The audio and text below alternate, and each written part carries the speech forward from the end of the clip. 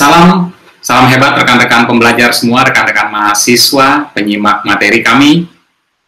Jumpa lagi dengan saya Yosef Hilaris Timopera dalam rangkaian materi kuliah Memahami Pembangunan dalam Perspektif Sosiologi. Kali ini saya akan membawakan materi mengenai teori perubahan sosial ekonomi di Indonesia. Pada materi ini, kita akan membahas 3 pemikiran mengenai perubahan sosial ekonomi di Hindia Belanda dan akan menarik relevansinya dengan kondisi saat ini. Teori yang akan kita bahas adalah dualisme ekonomi dari Bucke, kemudian masyarakat majemuk, rural society-nya Furnival, dan involusi pertaniannya Clifford Geertz. Apa yang akan kita lihat bersama? Kita akan melihat pada 3 keyword. Keyword pertama kita akan melihat apa asumsi teoritik dari ketiga pemikiran ini. Lalu yang tidak kalah penting adalah apa kaitan antar pemikiran ketiga teori tadi. Lalu yang terakhir, yang tidak kalah penting juga adalah relevansinya apa. Karena pertanyaannya adalah, mengapa teori-teori yang sudah lampau itu masih perlu kita bahas saat ini di perkuliahan yang mengkaji tentang perubahan sosial ekonomi atau pembangunan Indonesia. Ya. Bagaimana relevansinya terhadap perubahan sosial ekonomi di Indonesia? Mari kita mulai lihat dari dualisme ekonomi Bucke. Jadi Bucke, seorang ekonom dari Leiden, Belanda, itu melakukan kajian di Hindia Belanda. Apa yang dia lihat di dalam sistem ekonomi yang berlangsung di Hindia Belanda ini adalah sebuah kondisi yang cukup menarik menurut dia. Dia cukup heran mengapa modernisasi sistem ekonomi modern yang dibawa oleh kolonial dan diterapkan cukup lama di Hindia Belanda saat itu ternyata tidak menular kepada sistem ekonomi tradisional yang dianut oleh penduduk asli pribumi di Hindia Belanda. Tidak bisa menular. Justru yang terjadi adalah ada 2 sistem ekonomi berbeda yang berlangsung dan digunakan di Hindia Belanda waktu itu, yaitu sistem ekonomi modern, sistem kapitalis yang dibawa oleh kolonial, dan sistem ekonomi tradisional. Mengapa bisa 2 sistem ekonomi ini berjalan bersamaan? Apa yang membuatnya demikian? Bucke menyebut kondisi di mana 2 sistem ekonomi berlangsung bersamaan ini sebagai sistem yang namanya dualisme ekonomi atau sistem ekonomi dualistik. Apa itu sistem ekonomi dualistik atau dualisme ekonomi menurut Bucke? Sistem ekonomi yang dualistik ini adalah sebuah masyarakat di mana ada 2 sistem ekonomi yang digunakan secara bersamaan pada waktu dan tempat yang sama. Pada saat itu di Hindia Belanda ada 2 ekstrim. Ada sistem ekonomi tradisional prakapitalis yang digunakan oleh penduduk pribumi, penduduk asli, dan sistem ekonomi kapitalis, sistem ekonomi modern kapitalis yang digunakan oleh bangsa kolonial. Nah, kondisi ini terjadi karena prasyarat 2 sistem. Ya, ada 2 prakondisi, yaitu sistem sosial dan sistem ekonomi yang memang hanya berinteraksi secara sangat terbatas. Begitu, rekan-rekan semua. Nah, ini dua sistem ekonomi yang berlangsung, sistem ekonomi tradisional dan sistem ekonomi modern. Sistem ekonomi tradisional ini adalah sistem ekonomi yang diwarnai oleh unsur ketradisionalan. Jadi misalkan mereka kalau panen masih bareng-bareng, masih ikut panen sama-sama, tidak dibayar, tapi ikut kekerabatan, nilai kebersamaan. Ya, jadi sama-sama panen, tapi tidak dihitung sebagai faktor produksi. Contohnya gitu ya, bangun rumah, tidak bayar tukang, sama-sama bangun satu kampung. Nah, itu sistem ekonomi, sistem hidup yang tradisional. Nah, di sisi lain ada sistem ekonomi modern. Sistem ekonomi yang semuanya dilihat sebagai faktor produksi. Contohnya di pola perkebunan Belanda, itu semua pekerja dihitung sebagai faktor produksi. Sehingga bisa dihitung secara efisien dan efektif berapa profitnya. Nah, itu sistem ekonomi modern. 2 sistem ekonomi ini sekali lagi berlangsung bersamaan di Hindia Belanda pada saat itu. Sehingga disebut sebagai kondisi dualisme ekonomi atau sistem ekonomi yang dualistik menurut Bucke. Dan asumsi Bucke dipertajam dengan mengatakan bahwa Di antara dua sistem ini, ada yang superior, ada yang inferior, ada yang lebih dominan dari yang lain. Dan dua sistem ekonomi ini berlangsung sendiri-sendiri dan bukan transisi. Jadi tidak berarti kemudian sistem ekonomi tradisional kemudian perlahan berkembang menjadi sistem ekonomi modern. Tidak demikian. Karena memang tidak ada daya tularnya. Unsur ekonomi modern, kapitalis, sebagai unsur superior hanya berpengaruh kecil terhadap unsur ekonomi tradisional yang inferior. Nah, mengapa ekonomi modern berbasis kapitalis gagal dicangkokkan di Hindia Belanda waktu itu, terutama kepada masyarakat asli pribumi, karena sistem ekonomi kapitalis sistem ekonomi modern kapitalis ini hanya diterapkan secara terbatas. Misalkan pada kalangan masyarakat barat, ada di timur asing sedikit, di pola-pola perkebunan Belanda, pengelolaan perkebunan Belanda. Kemudian, ekonomi modern ini punya ciri pada masyarakat individualis.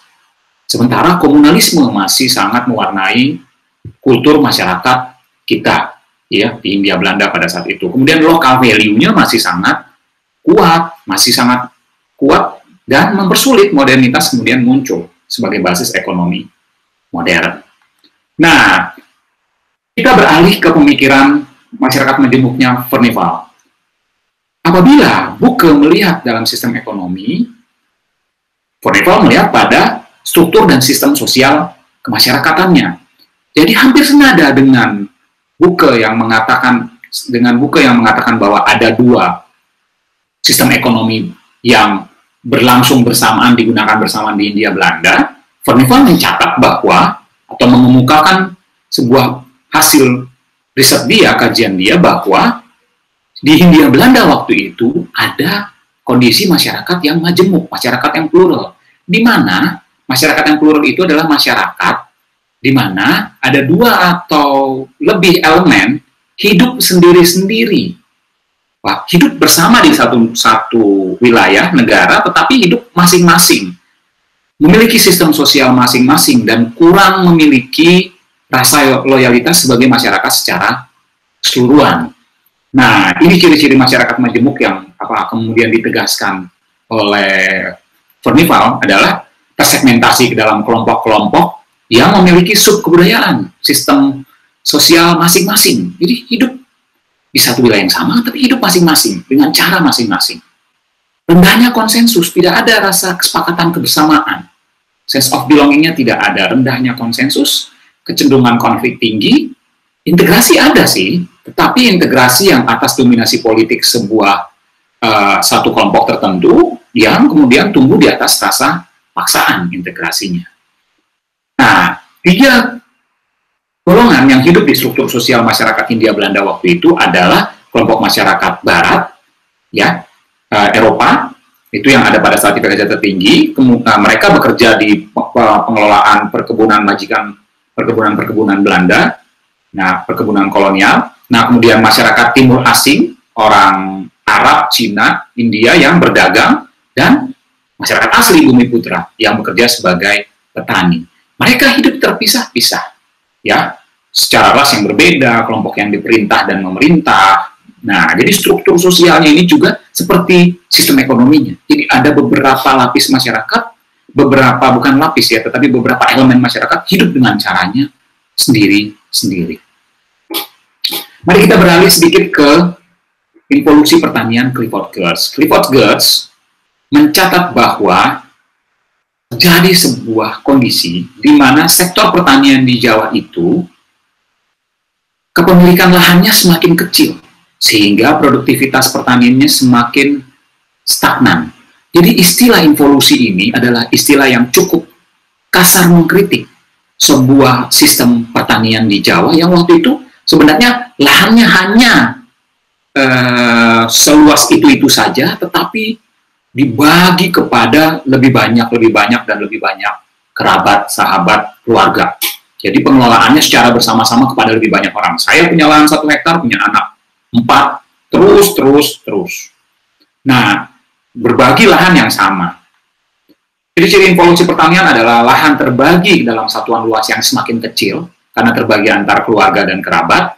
Produktivitas pertanian stagnan, karena lahan yang diolah hanya itu saja. tidak ada akses untuk inovasi, dan kesejahteraan petani itu rendah. Terjadi karena apa evolusi ini? Terjadi karena satu adalah eksploitasi dalam sistem tanam paksa. Sistem tanam paksa ini mengharuskan petani Jawa waktu itu membuka perkebunan gula untuk membayarnya sebagai pajak. Di sisi lain, pertumbuhan penduduk terjadi.